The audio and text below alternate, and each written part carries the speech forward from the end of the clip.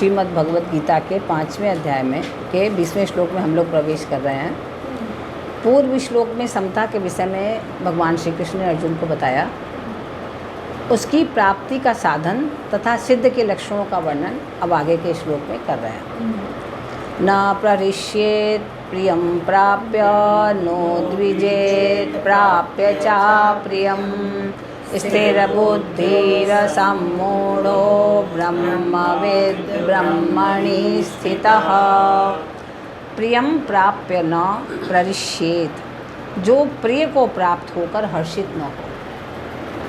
इस समय जो हम लोग सभी की स्थिति है कि जो हम लोग अप्रिय को प्राप्त होकर हम लोग क्या स्थिति हो गई सबकी, सब दुखित हो गए।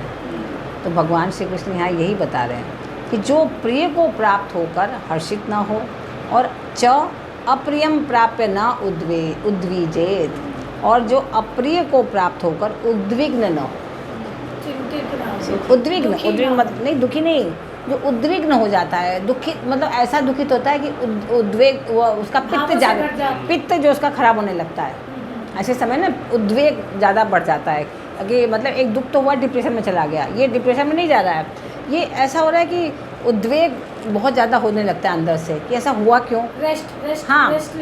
हाँ, तो उसका ऐसी स्थिति में पित्त खराब होने लगता है, स्थिति और बिगड़ जाती है उसकी, तो उद्वेलित हो जाता है वो। तो जो अप्रिय को, जो आपके मन के अनुकूल कार्य न हो, उसको सुन करके या देख करके उद्वेलित न हो, उद्विग्न न हो।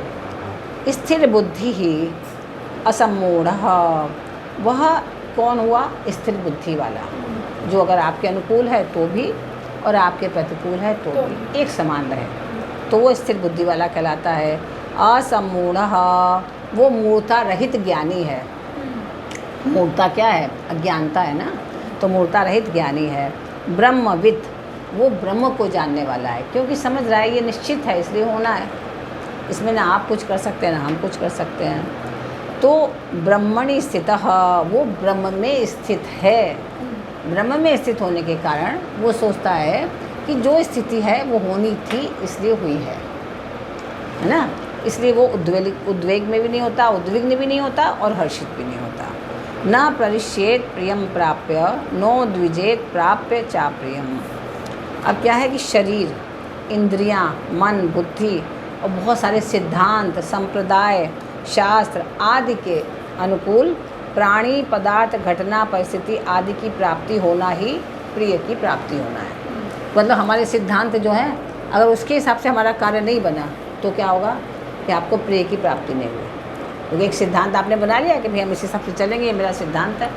अब उस सिद्धांत के अनुसार कार्य नहीं हुआ तो आपके लिए प्रिय कार्य नहीं हुआ तो आपको दुख होगा उसको। तो इसी तरह शरीर, इंद्रियां, मन, बुद्धि, सिद्धांत, संप्रदाय, शास्त्र आदि के प्रतिकूल कार्य होना, प्राणी, पदार्थ, घटना, परिस्थिति आदि की प्राप्ति होना ही अप्रियता की प्राप्ति होनी है।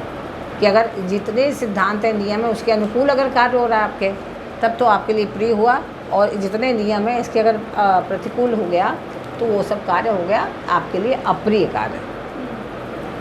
तो प्रिय और अप्रिय को प्राप्त होने पर भी साधक अंतःकरण में न हर्ष हो और न कोई शोक हो, तब वो सही सिद्धांत, तब क्या होगा, वो ब्रह्म में स्थित माना जाएगा। ऐसा नहीं हो कि अगर अभी बहुत ज़्यादा कार्य अपने मन का हो जाता है तो हम लोग बहुत हर्षित होकर एकदम दीवाने पागल से हो जाएं, और मन में ना हो तो एकदम निराश होकर, दुखित होकर डिप्रेशन में चले जाएं, दोनों स्थिति ना हो। तो यहाँ जो प्रिय और अप्रिय की प्राप्ति का यह अर्थ नहीं है कि साधक के हृदय में अनुकूल या प्रतिकूल प्राणी पदार्थों की प्राप्ति के ज्ञान को ही प्रिय और अप्रिय की प्राप्ति कहा गया है। कि जो पदार्थों के प्रति हमारा राग है ना, वो राग के कारण ही हमें कोई चीज़ प्रतिकूल या अनुकूल लग रही है। अगर हमारा राग नहीं होता तो क्या हमें प्रतिकूलता अनुकूलता लगती? आज की स्थिति क्या है, हमारा राग, और जिसका राग नहीं था, द्वेष था, वो भी हर्षित है क्योंकि उसके मन के अनुकूल कार्य हो गया। और हमारा राग है, हमारे मन के अनुकूल नहीं हुआ तो हमें क्या हो रहा है? दुख हो रहा है, पीड़ा हो रही है, हम उद्विग्न हो रहे हैं। और जिसको द्वेष है राग की जगह, वो तो आज बहुत प्रसन्न है। कितना खुश हो रहा है, वो लड्डुआँ बांट रहा है। यहाँ भी ऐसा तो होना ही था, ऐसा तो होना ही था, है ना। तो ये स्थिति है। तो प्रिय या अप्रिय की प्राप्ति अथवा अप्राप्ति का ज्ञान होने में कोई दोष नहीं है। आपको इसका ज्ञान तो होना चाहिए कि प्रिय की प्राप्ति होती है तो कैसा होता है, अप्रिय की प्राप्ति होती है। लेकिन अंतःकरण में उनकी प्राप्ति अथवा अप्राप्ति का असर पड़ना, कि आपके जो इस समय जो अंतःकरण में सबका असर पड़ रहा है, प्राप्ति और अप्राप्ति का, है ना। कुछ लोगों को उसकी प्राप्ति का असर पड़ रहा है तो वो बहुत दिन तक उसके नशे में रहेंगे, प्रसन्न रहेंगे, झूमेंगे।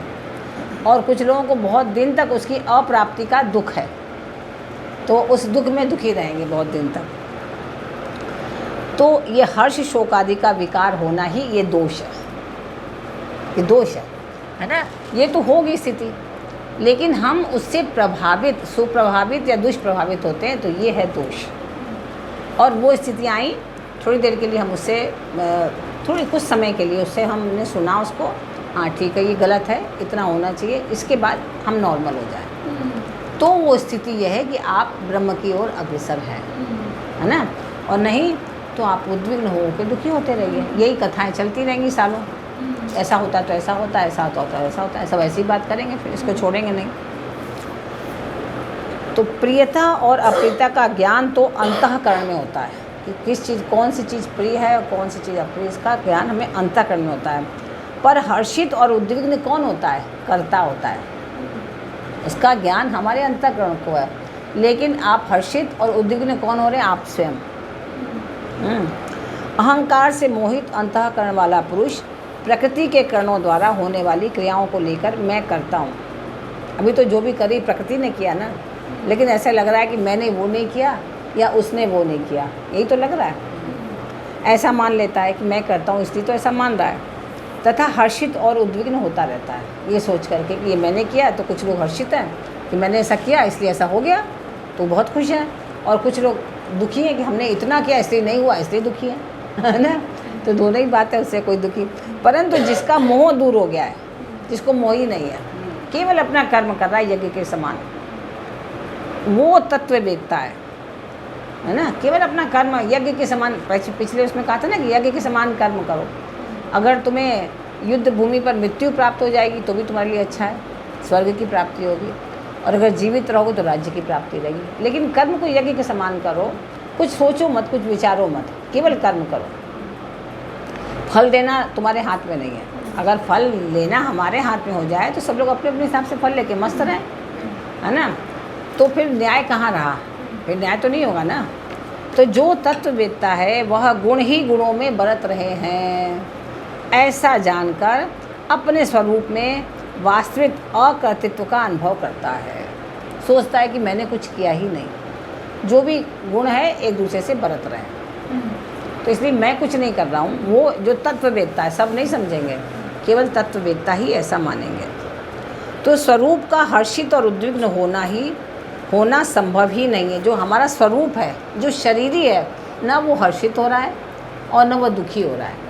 उसका तो हर्षित होना और दुखी होना किसी भी कीमत पे संभव नहीं है ना। अब ये देखिए कि गीता का यहाँ पे कितना महत्व है। अगर ये ज्ञान जिसके अंदर है तो वो सामान्य रह पाएगा, और जो भी इसको स्टेप उठाना है वो कर्म करेगा, कर्म करके दिखाएगा बोलने के बजाय। जो त्रुटियाँ लग रही हैं जिन जिन कर्मों में, उसको टिक करके उसको कर्म को करेगा।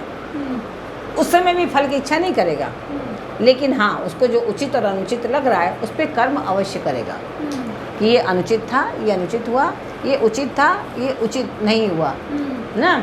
और ये सोच के स्थिर बुद्धि से कार्य करेगा, ढूंढेगा, उसका सॉल्यूशन निकालेगा। हाँ उसका सॉल्यूशन निकालेगा, लेकिन उससे उद्विग्न होकर अपने कार्य पे रोक नहीं लगाएगा, या अपने डिप्रेशन में चला जाए या परेशान हो वो नहीं करेगा, या युद्ध लड़ने लगे ये नहीं करेगा। क्योंकि वो तत्व वेदता है, उसको मालूम है कि हमारा कर्तव्य केवल कर्म करना है, फल देना हमारे हाथ में नहीं है। इसलिए वो शांत चित्त होकर के अपने कर्म को करेगा। स्थिर बुद्धि ही स्वरूप का ज्ञान स्वयं के द्वारा ही स्वयं को होता है। जैसे हमने आप लोगों को पहले शुरू के अध्याय में बताया था, त्रिकुटी। त्रिकुटी क्या है कि जब हम किसी कमरे में अगर कोई सामान रखा है तो उसको देखने के लिए हमें किन किन चीज़ों की आवश्यकता होती है। एक तो वो वस्तु जो है, और प्रकाश की, और प्रकाश की, और आँखों की 3 चीज़ों की आवश्यकता है ना। त्रिकुटी इसको बोलते हैं। अच्छा। हाँ, एक तो त्रिकुटी, एक तो वो वस्तु जिसको हमें देखना है, दूसरा प्रकाश हम लेके जाएंगे तभी तो देखेंगे, और तीसरा आँख किससे देखेंगे, आँख से। 3 चीज़ की आवश्यकता पड़ेगी। लेकिन अगर हमें अपने स्वयं को देखना है तो क्या करना है, किसी चीज़ का स्वयं के द्वारा स्वयं को हम देखेंगे, क्योंकि तब हमें दीपक की आवश्यकता नहीं होगी, तब हमें प्रकाश की आवश्यकता नहीं होगी। क्यों कि अगर हमें दीपक को देखना है जा करके, क्या हम दीपक ले जाके देखेंगे? अगर आपसे कहा जाए कि वहाँ से दीपक ले आओ जल रहा है, तो क्या आप दीपक लेके जाएंगे देखने के लिए उसको? क्योंकि वो तो खुद ही प्रकाश दे, खुद ही प्रकाश है, बस आपको वहाँ जाने की आवश्यकता है। तो हमारे अंदर प्रकाश प्रज्वलित है, हमें वहाँ तक पहुँचने की आवश्यकता है, हमें किसी की माध्यम की आवश्यकता नहीं है। जिस दिन हम वहाँ तक पहुँच गए तो हम स्वयं प्रकाशित हो जाएंगे, है ना, क्योंकि वहाँ प्रकाश तो विराजमान है ही। तो इसीलिए स्वरूप का ज्ञान स्वयं के द्वारा ही स्वयं को होता है, क्योंकि स्वयं प्रकाशमान है। तो स्वयं वहाँ हम पहुँचेंगे तो स्वयं के द्वारा स्वयं को ज्ञान हो गया, हमें प्रकाश लेके जाने की जरूरत नहीं पड़ेगी वहाँ पर, क्योंकि वो स्वयं प्रकाश है। इसमें ज्ञाता और ज्ञेय का भाव नहीं रहता, यह ज्ञान करण निरपेक्ष है, हमें इसमें कुछ ले जाने की जरूरत नहीं है, किसी चीज़ की भी जरूरत आवश्यकता नहीं है। अर्थात इसमें शरीर, इंद्रियां, मन, बुद्धि आदि किसी करण की अपेक्षा नहीं है, हमें इसमें बहुत बुद्धि लगाने की ज़रूरत भी नहीं, कह रहे हम बहुत बुद्धि लगाएं तब हमें ये ज्ञान प्राप्त होगा। कहते हैं जैसे एक भजन में कहा गया कि नाम का प्रकाश जब अंतर जगाएगा, प्यारे प्रभु के तू दर्शन पाएगा। जब हम नाम जप करते करते करते करते अपने को शुद्ध करते रहते हैं, क्योंकि क्या होता है कि हमारा जो मन होता है, हमारी जो बुद्धि होती है, बार बार विषय भोगों में चिंतन में लग जाती है, विषय के चिंतनों में लग जाती है ना। अभी जैसे जो सबकी स्थिति है मानसिक, बार बार आप देखेंगे कुछ भी काम करेंगे, हर थोड़ी देर बाद आपको वही चला जाएगा, ऐसा क्यों हुआ, ऐसा क्यों हुआ, क्योंकि विषय आपका मन जो है उस विषय पे लगा गया है। तो उसी विषय भोग को आप बार बार चिंतन कर रहे हैं। मन को आपको विषय भोगों से रोकना है। अगर आप जानने के इच्छुक हैं तो अपनी तरफ प्रकाश से प्रकाशित होना चाहते हैं, तो अपने स्वरूप तक जानना चाहते हैं, तो बार बार उस विषय भोगों से अपने को हटाओ, अपने चिंतन को, और अपने चिंतन को स्वरूप की तरफ ले जाओ। या तो उस हरि नाम को पकड़ो पहले, तो जब वो हरि नाम का जो प्रकाश आपको प्रकाशित करेगा, एकदम से चमकाएगा आपको, तब आप उसे चमत्कृत हो जाएंगे, तब आपको किसी की ज़रूरत नहीं पड़ेगी। लेकिन पहले आपको उन विषय के चिंतनों से हटाना होगा। हाँ, ये नहीं कि हम कर्म छोड़ देंगे, कर्म करेंगे, हम कर्म पूर्ण रूप से करेंगे, जो कर्म हमें प्राप्त है उस कर्म को पूर्ण रूप से करेंगे, लेकिन कर्म करेंगे, केवल चिंतन नहीं करेंगे, बंधन में नहीं बंधेंगे। क्योंकि कर्म अगर बार बार विषयों का हम कर्म चिंतन करते रहेंगे तो हमें जो वास्तविक कर्म करना है, अपने तक पहुंचना, वहाँ तक हम नहीं पहुंच पाएंगे। तो इसलिए क्या होता है कि कर्णों से होने वाला ज्ञान स्थिर तथा संदेह रहित नहीं होता, इसलिए वह अल्प ज्ञान है। जो भी हम माध्यम से ज्ञान प्राप्त करते हैं, बुद्धि से कितना ग्रहण कर लेंगे हम, है ना। हमारे अंदर, हमें योग में क्या बताया जाता है, हमारे अंदर पूरी पुस्तकालय है, बहुत बड़ा पुस्तकालय है हमारे अंदर।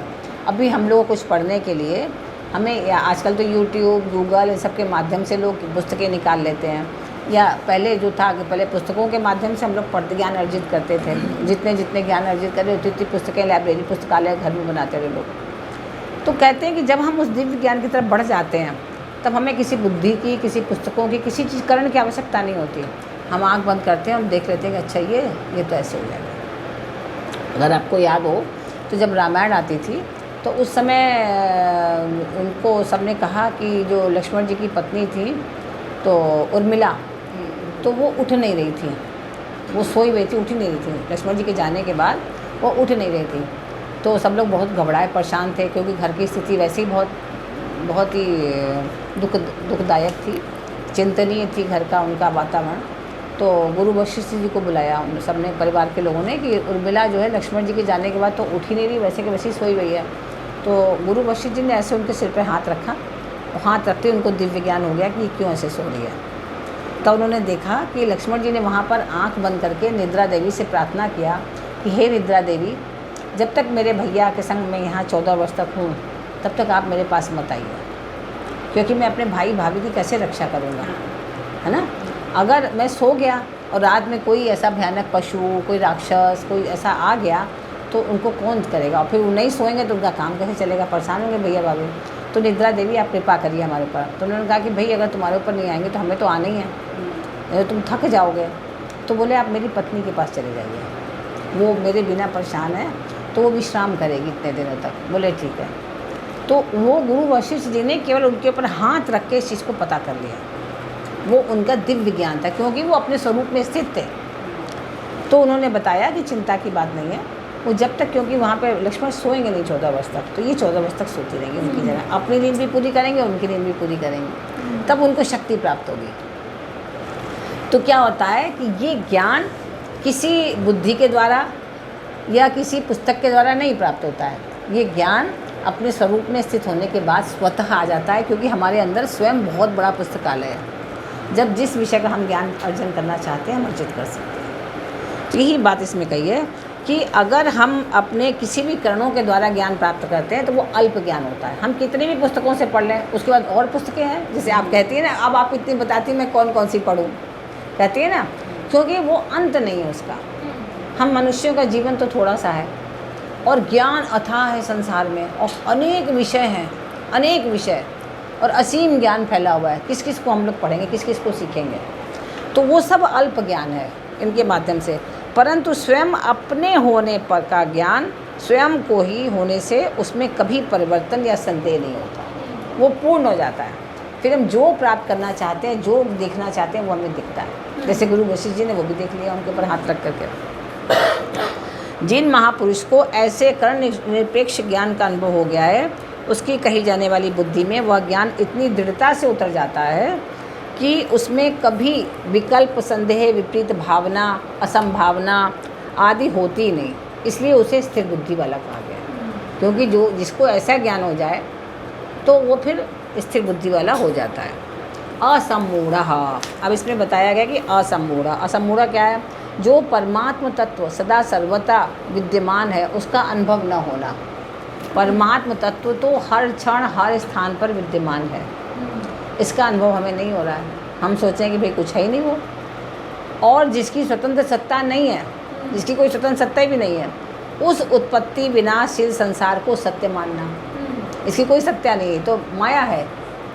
फिर भी हम इसी को सत्य मान रहे हैं और इसी में दुखी हो रहे हैं और इसी में खुश हो रहे हैं। क्षणे रुष्टे क्षणे तुष्टे, और रुष्टे तुष्टे क्षणे क्षणे। क्षण में खुश हो जाते हैं और क्षण में दुखी हो जाते हैं, है ना।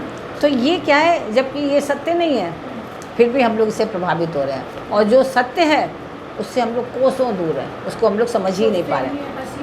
हाँ, लोग वहाँ से क्या पागलपंती की बात कर रहे हो आप लोग कहेंगे ना कि आपको इनके देखो ये छांटने लगे पता नहीं क्या अपना ज्ञान। अरे ये सबसे कुछ नहीं होता।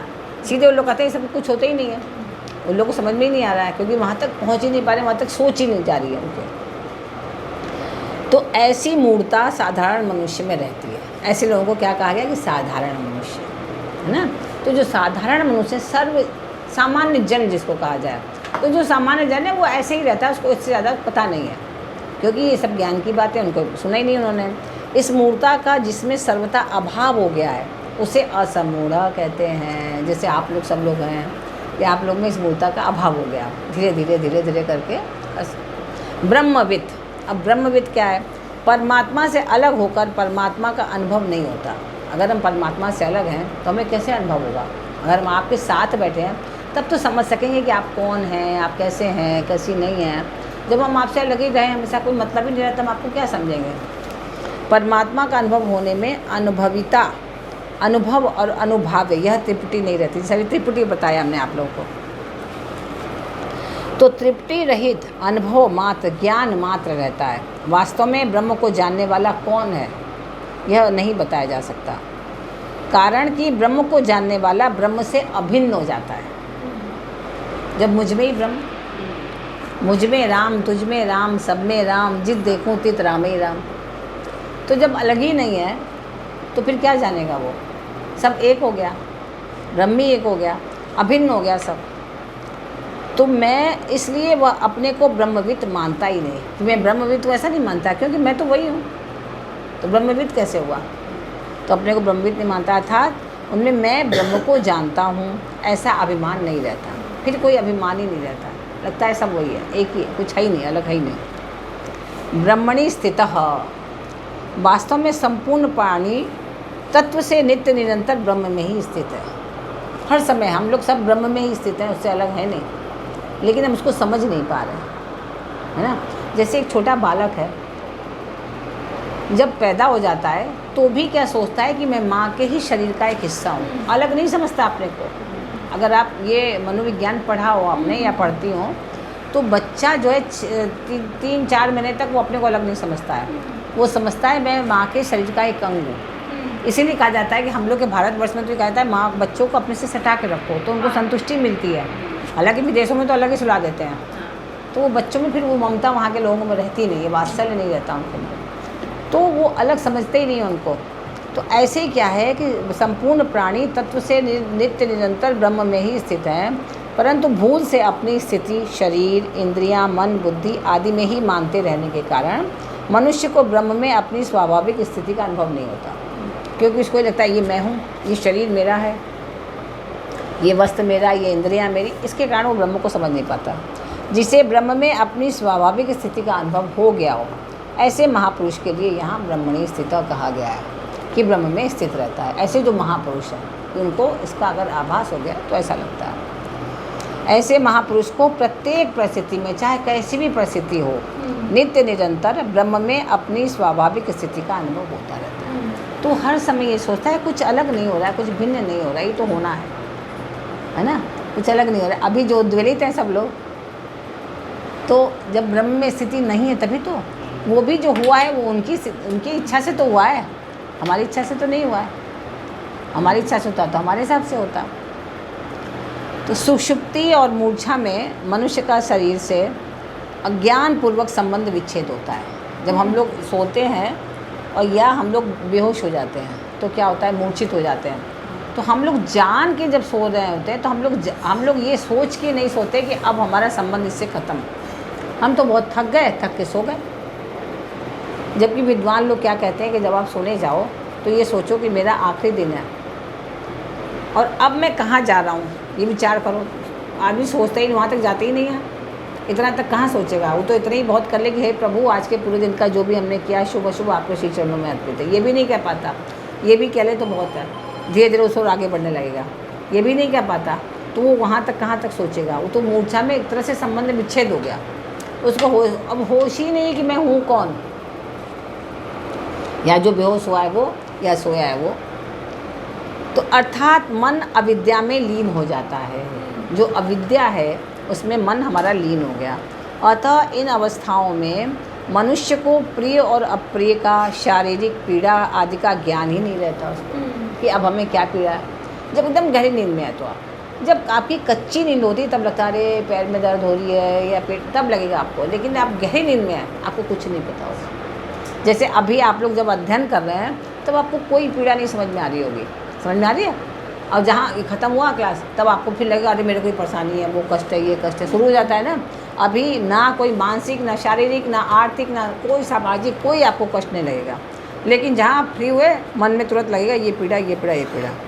परंतु जीवन मुक्त महापुरुष का शरीर से ज्ञान पूर्वक संबंध विच्छेद होता है। जो जीवन मुक्त प्राणी है अगर वो सो भी रहे हैं तो ज्ञान पूर्वक सो रहे हैं कि मेरे शरीर को आप शांत, वो केवल बल्कि सोते भी क्या है, वो तो आँख बंद करके ध्यान करके योग करके ही अपने शरीर को पूरा फिर से अपने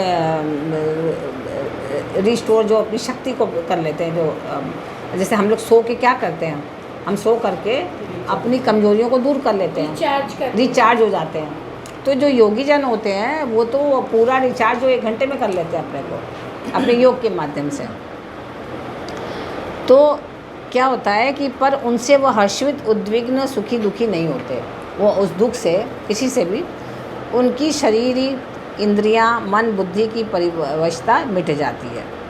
ठीक है, ब्रह्म को जानना, उसमें स्थित होना दोनों एक ही है। चाहे ब्रह्म को जान लें या उसमें स्थित हो जाए, दोनों बात